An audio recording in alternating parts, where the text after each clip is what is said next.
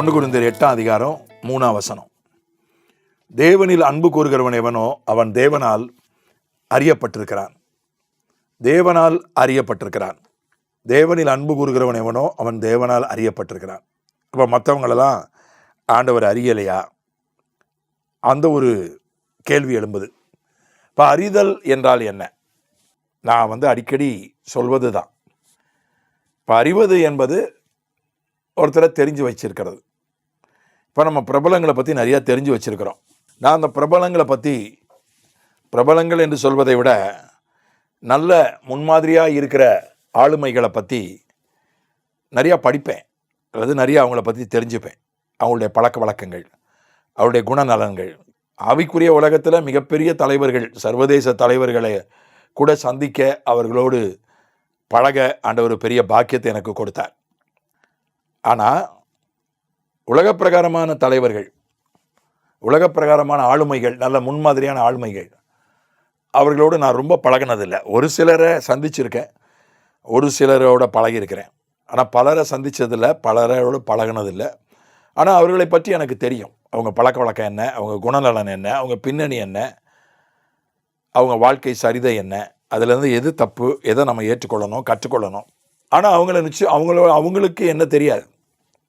இப்போ நான் அவர்களை பழகினதே கிடையாது. அவர்களோடு பழகினதோ சந்தித்ததோ கிடையாது.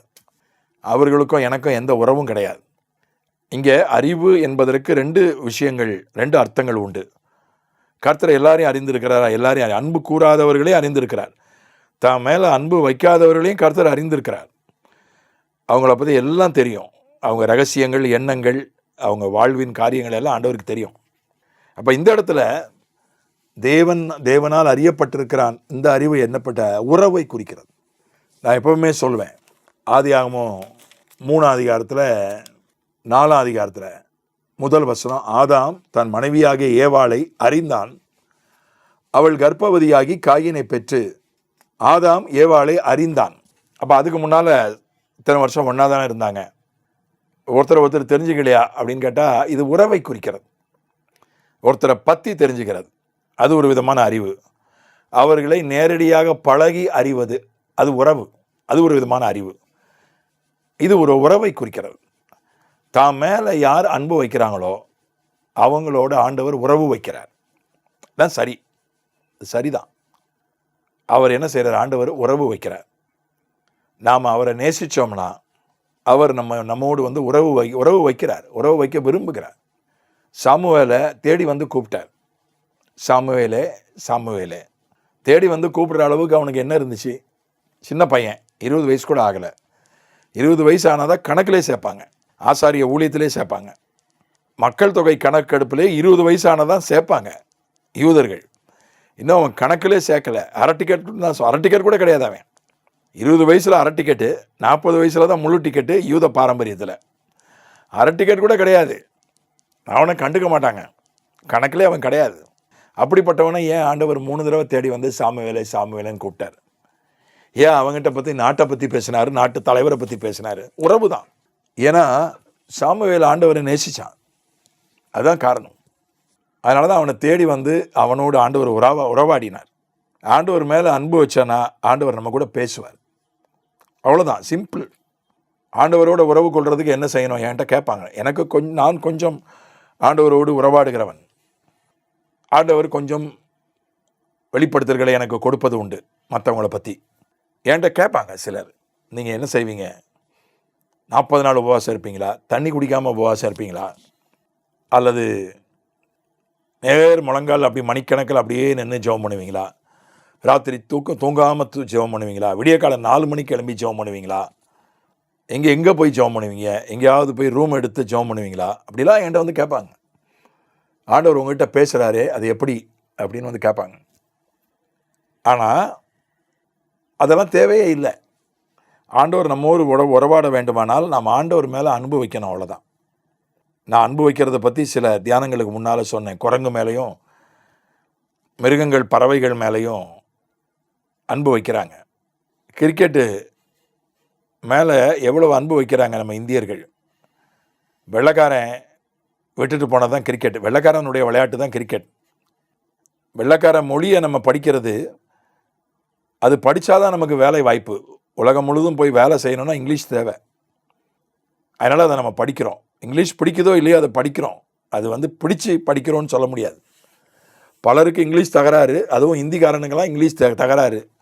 அதனால தான் அவன் இந்தியே போதும்னு சொல்லிகிட்டு இருக்கான். இங்கிலீஷ் படிக்க முடியாமல் தான். நமக்கு பிடிக்காட்டாலும் நம்ம படிக்கிறோம், ஏன்னா அது படித்தா நல்லதுன்னு. ஆனால் அந்த கிரிக்கெட்டை பாருங்கள், அது கட்டாயமே இல்லை. ஆனால் அது கிரிக்கெட்னா பைத்தியமாக இருக்காங்க, பெரியவங்கலேருந்து சின்னவங்க வரைக்கும். படித்தவன் படிக்காதவன் எல்லாரும் கிரிக்கெட்னா பைத்தியம். கிரிக்கெட் மேட்ச் நடந்ததுன்னா அதை லைவில் பார்க்குறாங்க, நேரில் போய் பார்க்க விரும்புகிறாங்க, லைவில் போய் பார்க்குறாங்க. கடற்கரையில், தூத்துக்குடி கடற்கரை, சென்னை கடற்கரை, அரசாங்கமே ஒரு பெரிய ஸ்க்ரீனை, ராட்சச திரையை அமைத்து அதில் கிரிக்கெட்டை ஒளிபரப்புகிறாங்க லைவாக. ஆயிரக்கணக்கான ஜனங்க அதை போய் அங்கே போய் பார்த்து சந்தோஷப்படுறாங்க.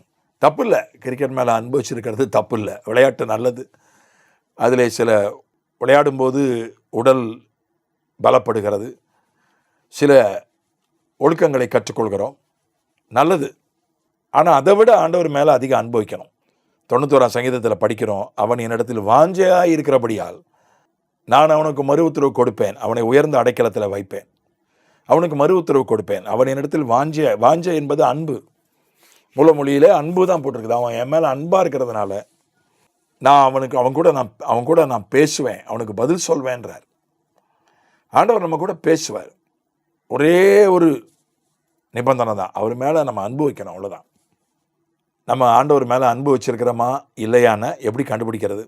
அதிகமாக ஆண்டவரை நினைப்போம். ஒருத்தர் மேலே அன்பு வச்சுருந்தா அவங்கள அதிகமாக நினைப்போம், அவங்கள பற்றி அதிகமாக பேசுவோம், அவங்களுக்கு நேரத்தை செலவிடுவோம்.